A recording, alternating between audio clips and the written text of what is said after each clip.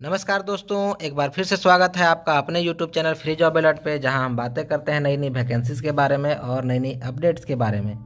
तो अगर आप मेरे चैनल पे नए हैं तो पहले तो चैनल को सब्सक्राइब कर दीजिए और जो लाल वाला बटन है उसको दबा दीजिए, चाहे जैसे भी आप दबाइए, लेकिन वो दब जाना चाहिए। और ये जो वैकेंसीज़ है, ये अभी झारखंड में जो सिविल कोर्ट की वैकेंसी आ रही है उसी को लेकर के है। तो ये जो झारखंड के 24 जिलों में वैकेंसी आने वाली है उसमें से एक और ज़िले में आ गई है। तो ये कोडरमा ज़िले की वैकेंसी है और अभी पलामू ज़िले में आना बाकी है। लगभग 22 जिलों में वैकेंसी आ चुकी है, ये 23 ज़िला हो गया और एक ज़िला खाली बच गया है अभी, और वो है पलामू ज़िला।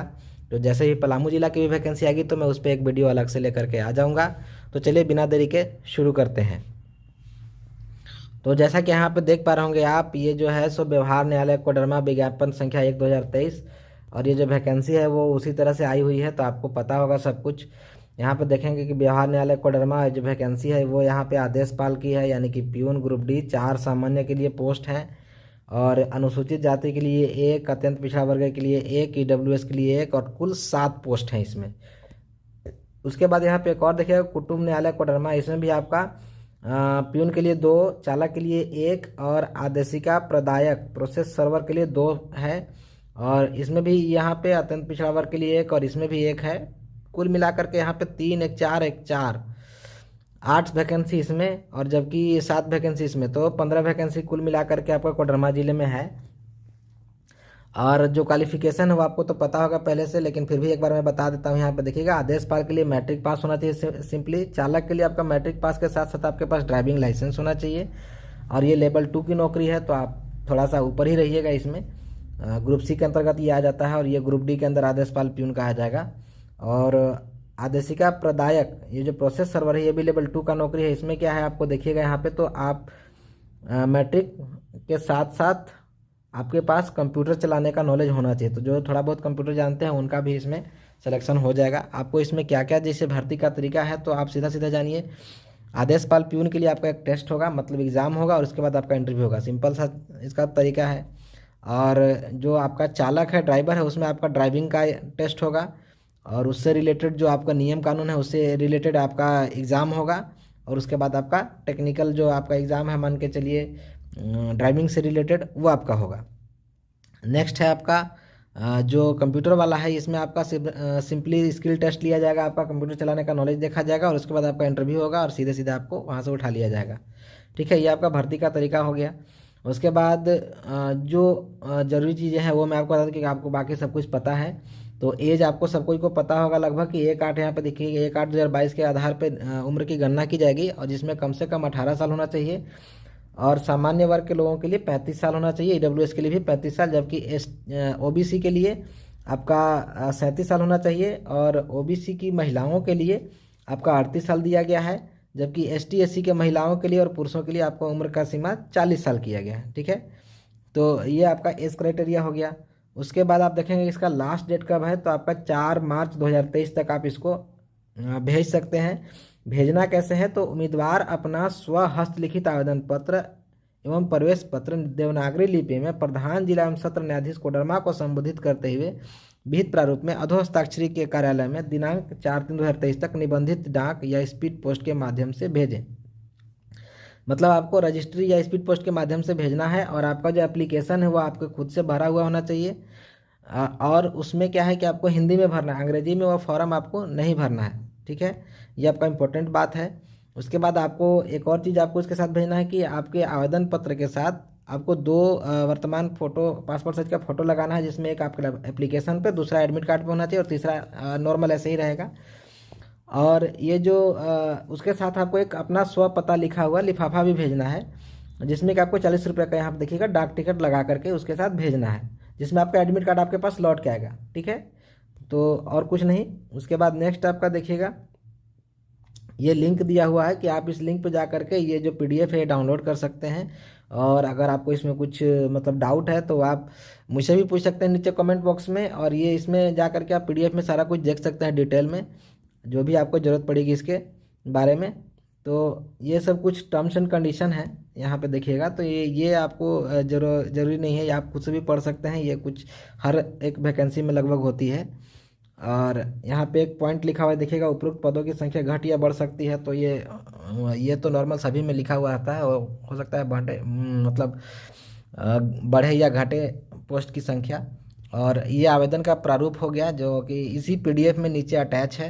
यहाँ पे आप देखिएगा फ़ोटो चिपकाना है यहाँ पे, और ये फ़ोटो जो चिपकाना है वो आपको राजपत्रित पदाधिकारी द्वारा भी प्रमाणित है, मतलब किसी गैजेटेड ऑफिसर से अटेस्टेड होना चाहिए ये फ़ोटो, उसी को यहाँ पे चिपकाना है। ठीक है, यहाँ पे आवेदक का नाम लिखना है हिंदी में और यहाँ पे अंग्रेजी में। ठीक है, उसके बाद पिता या पति का नाम, महिला के लिए पति का नाम जो शादीशुदा है, और ऐसे नॉर्मली पिता का नाम लिखना है, वो भी हिंदी में लिखना है आपको ये सारा कुछ। यहाँ पे आपको जन्म तिथि लिखना है, और जन्म प्रमाण पत्र के स्व अभिप्रमाणित प्रति आपको संलग्न करना है, मतलब आपको सेल्फ अटेस्टेड डॉक्यूमेंट आपको यहाँ पे लगाना है इसके लिए। नेक्स्ट आप यहाँ पे देखेंगे दिनांक 1/8 को आपकी आयु, तो आपको अपना एज घटा लेना है। जो भी आपका एज अभी है उसमें से अगर इसको घटाइएगा आप, जो आपका डेट ऑफ बर्थ है इसमें से अगर उसको घटाइएगा तो आपका डेट ऑफ ये जो निकल के आएगा कितना वर्ष कितना महीना और कितना दिन हो रहा है, तो वो आप यहाँ पे भर सकते हैं, वो यहाँ पे भरना है आपको। अगर उसमें आपको कोई दिक्कत होगा तो आप इंटरनेट का सहारा ले सकते हैं, वहाँ आपको आसानी से एज कैलकुलेटर मिल जाता है, जहाँ आप क्लियरली जो भी आपका एज होगा वो आपको मिल जाएगा घटाने के लिए। और अगर आपको नहीं घटाने आएगा तो मैं आपको यहाँ पे बता देता हूँ कि कैसे आपको घटाना है। जैसे मान लीजिए मेरा डेट ऑफ बर्थ अगर 1/1/1990 है, ठीक है, तो मैं इसको अगर अपना एज निकालूं कि मेरा एज अभी क्या हो रहा है 1/8/2022 को, तो उसके लिए क्या करेंगे, अपना एज यहाँ पे लिख लेना है।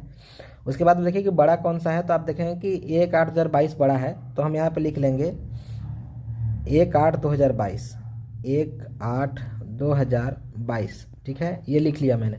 लेकिन आपको सिंपली अब इस चीज़ को जो लिखे हैं इसको आपको अपोजिट लिखना है, उल्टा लिखना है, सिंपली उल्टा कर देना है इसको।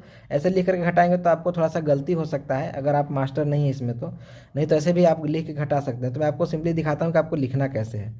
तो सबसे पहले आपको लिखना है यहाँ पे 2022, ठीक है, उसके बाद लिखना है आपको 8, और उसके बाद लिखना है आपको 1। और मेरा डेट ऑफ बर्थ जैसे मैंने बताया, मैं लगभग मान के चलिए आपको एग्जाम्पल दे रहा हूँ कि यहाँ पे 1/1/1990, तो आपको इस तरह से घटाना है यहाँ पे आपको अपना एज। अब यहाँ हम घटा रहे हैं तो 1 में से 1 गया 0, 8 में से 1 गया तो बचा 7, अब यहाँ 22 है, यहाँ पे 90 है, 2 में से 0 गया 2, तो यहाँ 2 में से 0 गया 2 हो गया। उसके बाद यहाँ पे 2 में से 9 घटाना है तो घटेगा नहीं, तो उसको घटाएंगे कैसे, तो यहाँ से एक हासिल लेंगे तो यहाँ पे आएगा 10, 10 में से फिर एक यहाँ लेंगे तो यहाँ हो गया 12, 12 में से 9 गया 3। ठीक है, अब यहाँ पे बच गया 9, 9 में से 9 गया 0, यानी कि ये अब 0 हो गया। तो आपका उम्र निकल के आया 32 साल 7 महीना 0 दिन। वो आपको यहाँ पे भरना है, यहाँ पे आपको भरना पड़ेगा वो कि 32 साल 7 महीना और 0 दिन, ऐसे आपको यहाँ पे अपना डेट ऑफ बर्थ निकाल करके भरना है।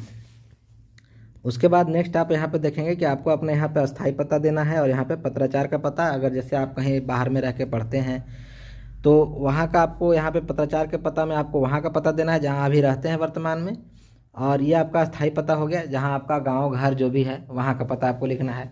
आप दोनों में सेम पता भी डाल सकते हैं, लेकिन अस्थाई वाला ही, पत्राचार वाला पता आप दोनों जगह नहीं डाल सकते हैं।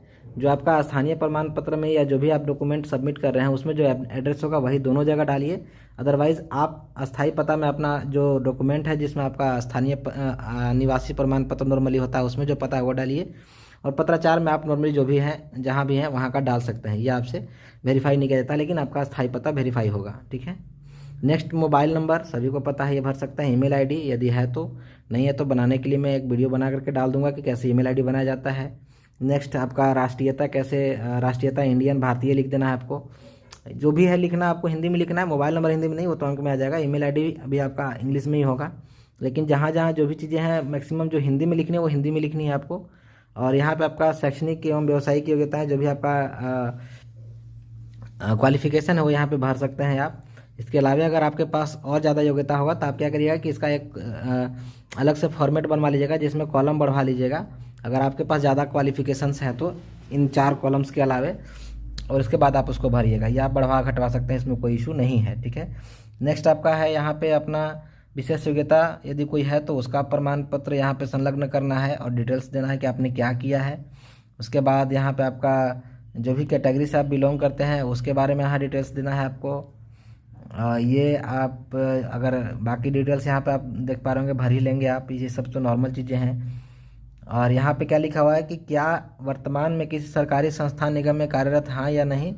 यदि हाँ तो अनापत्ति प्रमाण पत्र जो नो ऑब्जेक्शन सर्टिफिकेट होता है तो वो आपको यहाँ पे लगाना पड़ेगा। अगर आप पहले से किसी सरकारी विभाग में काम करते हैं तो वहाँ से आपको नो ऑब्जेक्शन सर्टिफिकेट ले करके और यहाँ पे आपको लगाना होगा। जैसे बहुत सारे लोग हैं कि किसी ऑफिस वगैरह में जैसे कॉन्ट्रैक्ट वाला ही ब्लॉक जो ये क्या बोलते हैं उसको, ब्लॉक कोऑर्डिनेटर वगैरह हैं, या बहुत सारे ऐसे पोस्ट हैं जो अभी चल रहे हैं कॉन्ट्रैक्ट बेसिस, तो उन लोगों को अपना नो ऑब्जेक्शन सर्टिफिकेट यहाँ पे दिखाना होगा, मतलब यहाँ पे डिटेल्स उसका डालना होगा और उसके आधार पे ही आप भर पाएंगे। अदरवाइज़ आपको थोड़ा सा प्रॉब्लम हो सकता है आगे चल के।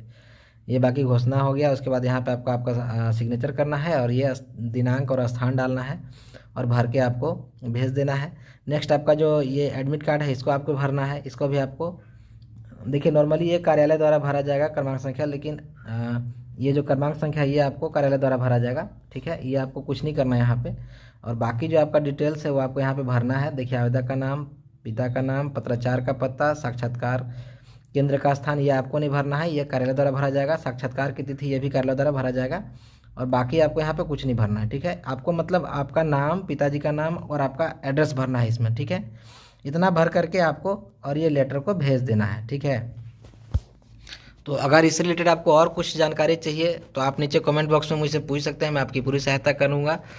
और यहीं पे वीडियो को समाप्त करता हूँ। वीडियो अच्छी लगे तो लाइक कीजिएगा और वीडियो को शेयर भी कर दीजिएगा। Thank you. जय हिंद।